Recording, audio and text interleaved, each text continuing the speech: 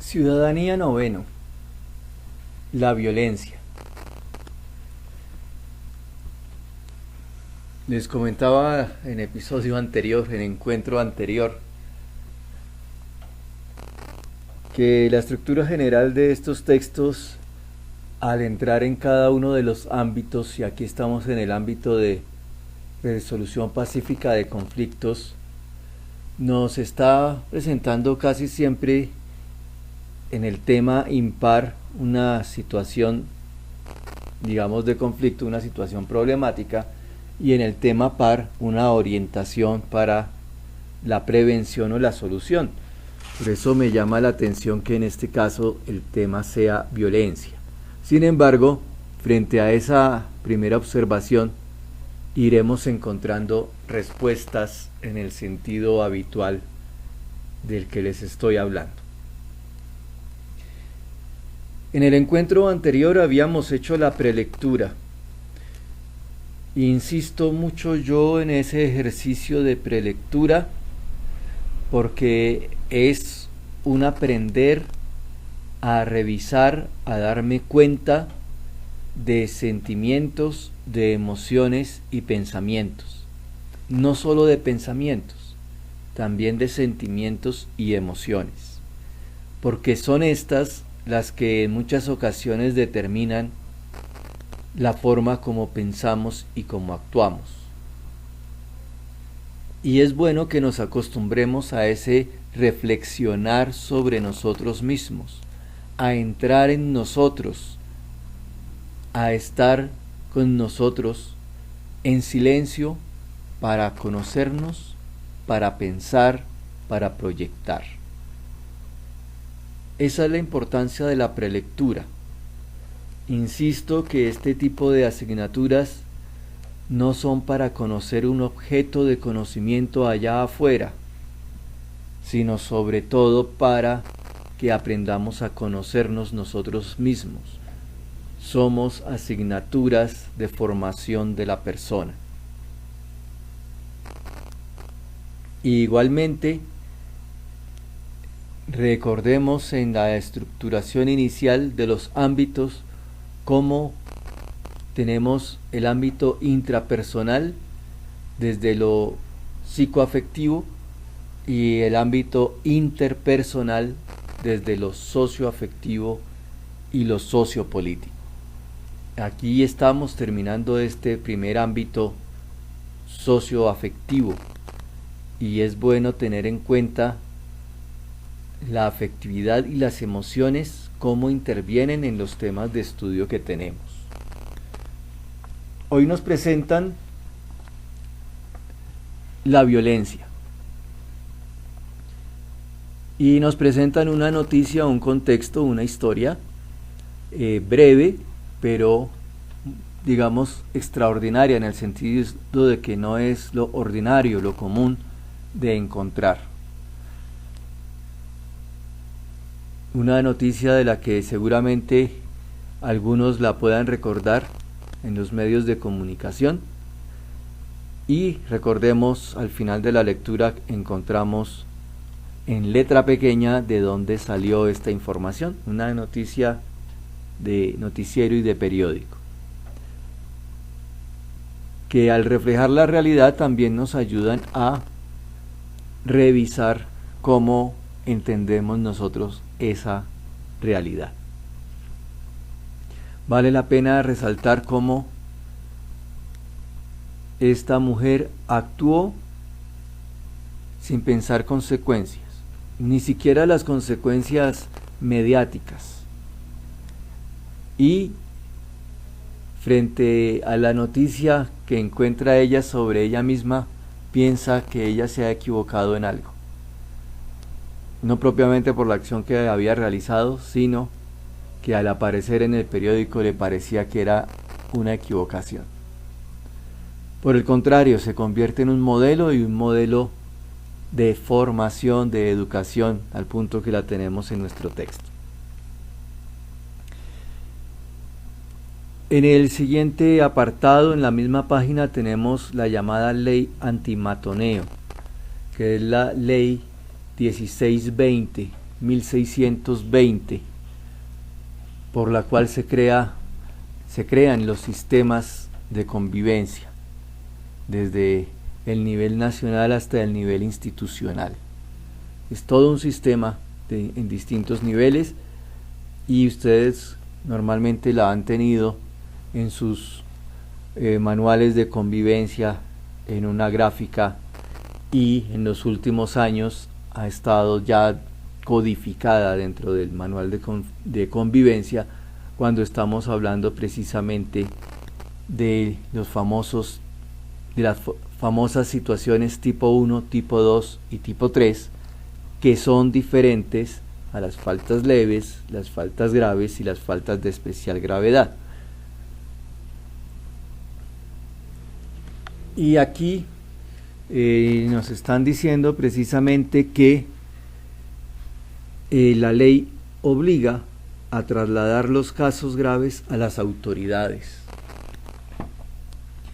Algunos de ustedes seguramente conocen o han estado directamente en coordinación cuando se les ha mencionado esto, que hoy en día se responde siempre ante la ley, se tiene la posibilidad de responder ante la ley, y si no son ustedes como menores, son sus padres como los responsables de ustedes.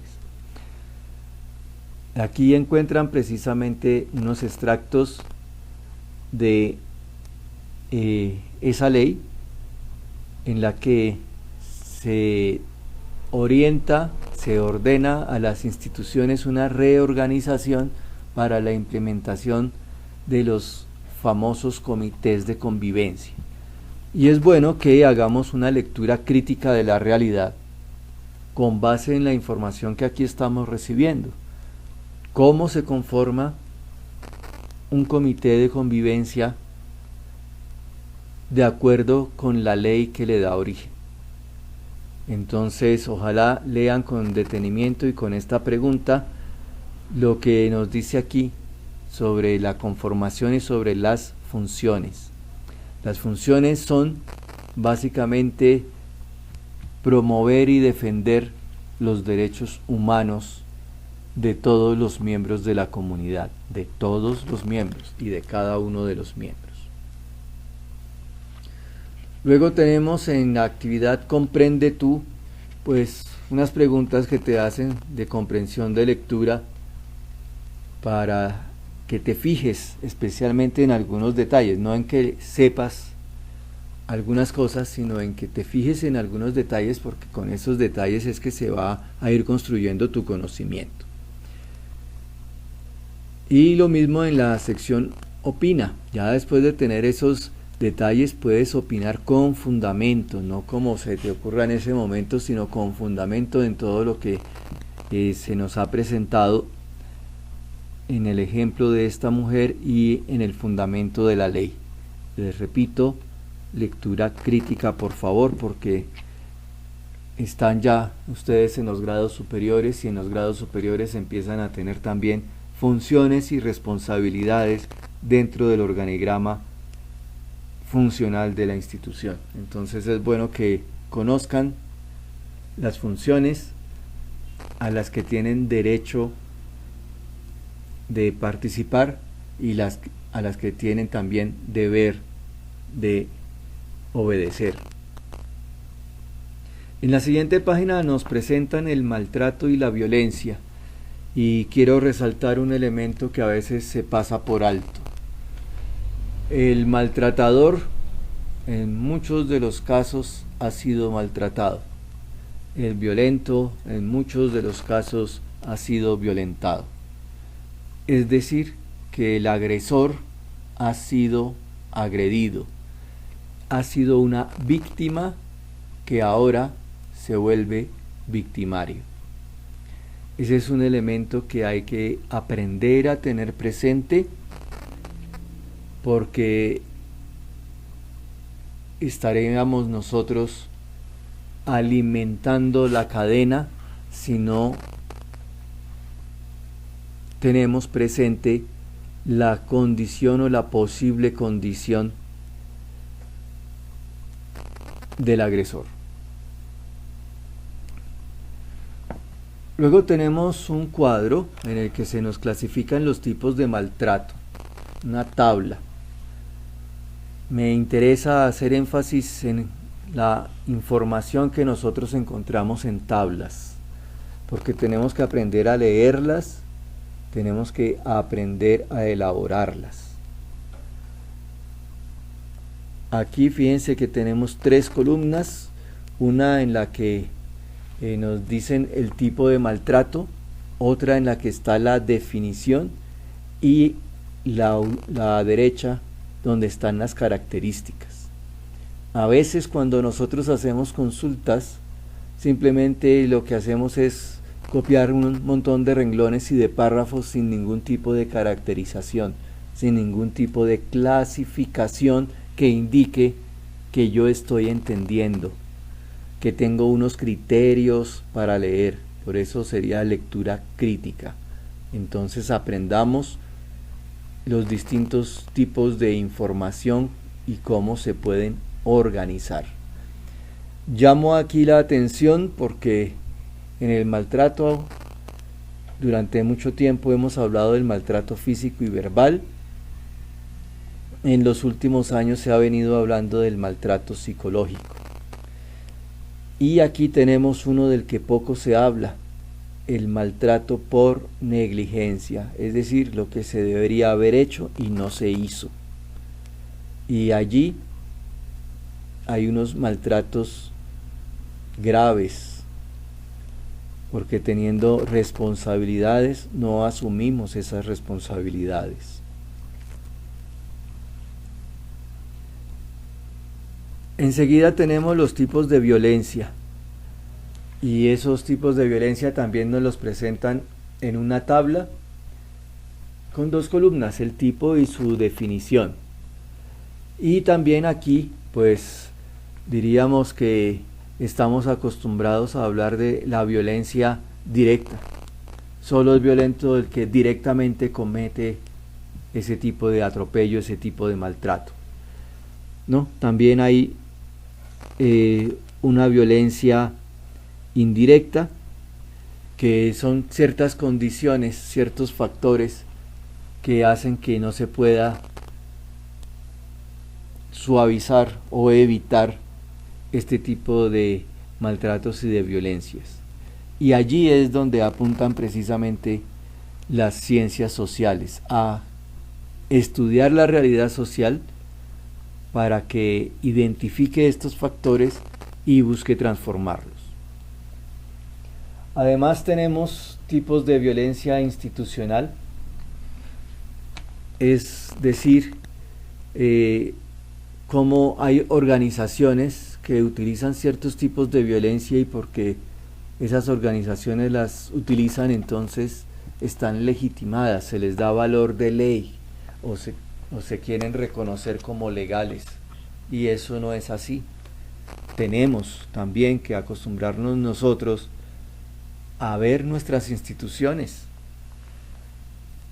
nuestra misma institución educativa, nuestra institución familiar, nuestras instituciones sociales, para que podamos nosotros ver si tenemos instituciones que maltratan o que son violentas por la forma habitual en que actúan, la forma habitual en que actúan. Y finalmente tenemos la violencia de tipo estructural, que son esas condiciones que popularmente llamamos la ley del embudo, lo ancho para los otros y lo angosto para nosotros. Esas condiciones de violencia hay que aprender a reconocerlas, hay que aprender a denunciarlas, y como en algunas oportunidades les digo, están ya en edad de protesta, pero sobre todo deben pasar a la propuesta, porque no hay que quedarse en la denuncia y menos en una denuncia maltratadora y violenta. Si no haces parte de la propuesta de solución, eres parte del problema. y luego volvemos a ver la violencia como causa o como consecuencia. A veces pensamos que la violencia se está originando hasta ahora y nosotros hemos sido particularmente una sociedad, un país violento, porque continuamente una violencia engendra la otra. Por eso la última violencia que hemos vivido, las últimas violencias, se ha aprendido a verlas como consecuencia de violencias anteriores. Y por eso también se está tratando de ver, y por eso aquí nos presentan esa violencia institucional o por negligencia o estructural, a ver cómo al cambiar ahora las condiciones que dieron origen a esa violencia del pasado, podemos evitar que se presenten maltratos y violencias hacia el futuro. Y esa es una sensibilidad con la que ustedes deben acostumbrarse a ver la realidad, una sensibilidad crítica que evite la reanudación de las violencias, que las violencias que hemos vivido en las generaciones anteriores no sean el germen, la causa, la semilla de nuevas violencias que les toque vivir a ustedes. Por eso también la nueva comprensión de estos procesos de convivencia y paz, de conflicto y paz. Como al estudiar un conflicto no hay que quedarse en señalar a los responsables de las violencias y de las atrocidades, sino que hay que ver también esas violencias indirectas, institucionales, estructurales, y también las de negligencia, para que se aprenda a solucionar. Y terminamos con el círculo de la violencia, que les decía en la prelectura que el círculo es que empezamos en un punto y luego de tanto transitar volvemos al mismo punto. Es decir, que de una violencia regresamos a otra violencia.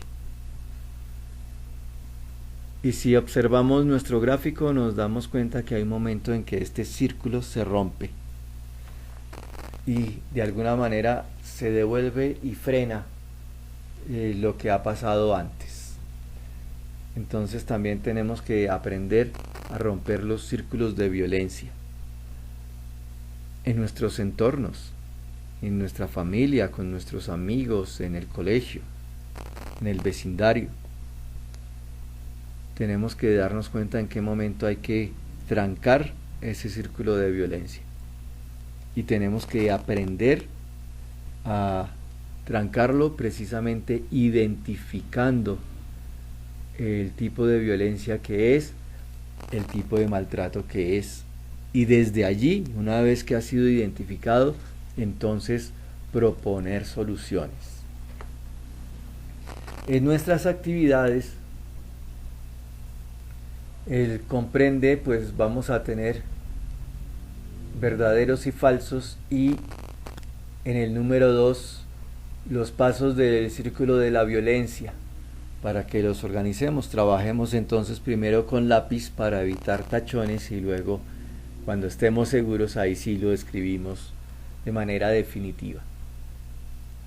Y se te pregunta por tu opción personal para romper el círculo de la violencia. A veces en la edad en que están quisieran más bien demostrar que la violencia no les causa daño siendo más violentos, y eso lo que hace es sembrar nueva violencia. Luego tenemos relación a tú, en el cual vemos los tipos de maltrato o de violencia para que los podamos identificar. Y en el aplica también tenemos un ciclo de violencia que se da en una situación que tenemos que aprender a analizar, por eso es tratar de organizarla. Y aquí vuelvo a decir cómo una tabla nos ayuda a organizar una información, en vez de haber sido simplemente unos párrafos escritos con estas descripciones para que entre paréntesis les pusiéramos el número, nos las organizan en una tabla. Ojalá pudiéramos de pronto descubrir relaciones entre lo vertical y lo horizontal, aunque por no tener los títulos puede que no esté diseñada así. Y finalmente pues están las otras preguntas para responderlas directamente. La última es en grupo, pues ya sabes, simplemente das tu opinión, tu posición allí. Recordemos entonces que frente a la violencia y particularmente al maltrato en las instituciones educativas, tenemos la ley antimatoneo, que está ya siendo parte de nuestros manuales de convivencia y a través de esa institución que se llama el Comité de Convivencia. Hagamos lectura crítica sobre cómo lo hemos conocido, si está funcionando adecuadamente, para que podamos hacer las propuestas adecuadas y por el conducto regular para que se implementen cada vez mejor conforme no tanto a la letra de la ley, sino al espíritu, a la intención de esa ley. Hasta el próximo encuentro.